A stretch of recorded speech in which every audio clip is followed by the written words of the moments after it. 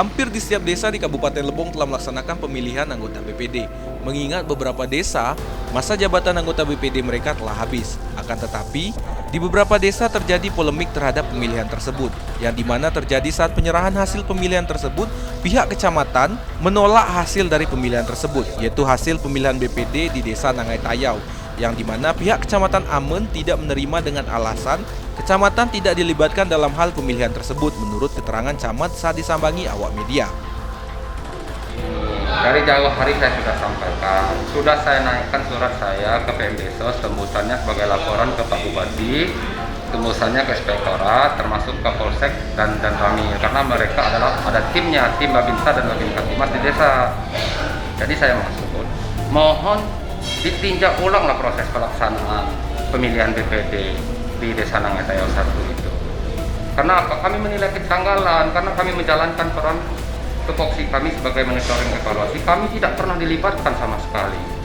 Tahu-tahu pas hari pemilihan saya diundang tanggal 3 Maret kalau nggak salah, insya Allah nggak salah. Tanggal 3 Maret itu diundang Ibu Kades yang mengundang saya, ada suratnya. Nah, besok saya sampaikan, nampakkan suratnya.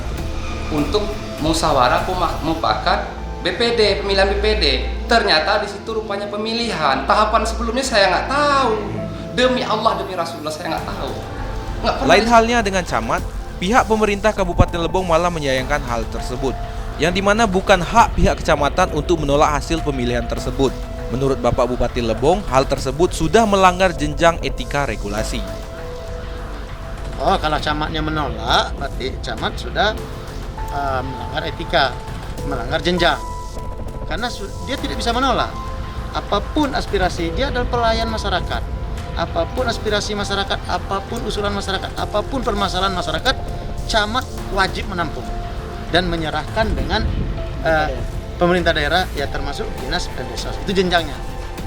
Nah, kalau dia berani menolak atau tidak menerima laporan dari desa, berarti dia tidak menginginkan lagi jabatan itu. Harus kita ganti. Intinya kami dari Dinas Pemberdayaan Masyarakat Desa dan Sosial, pertama berdasarkan informasi yang kita terima, berdasarkan hasil konsultasi atau koordinasi kita ke pihak pemerintah desa. Artinya pertama kita harus memastikan terlebih dahulu bahwa mekanisme proses pemilihan di Desa Nangai Tayau ini agar benar-benar sesuai dengan prosedur yang ada, tentunya harus disampaikan laporannya kepada pihak kecamatan untuk diteliti kelengkapannya, kemudian disampaikan ke pihak PMD dan Sosial untuk proses lebih lanjut. Gitu. Dari Tubei, Tim Liputan Lebong TV melaporkan.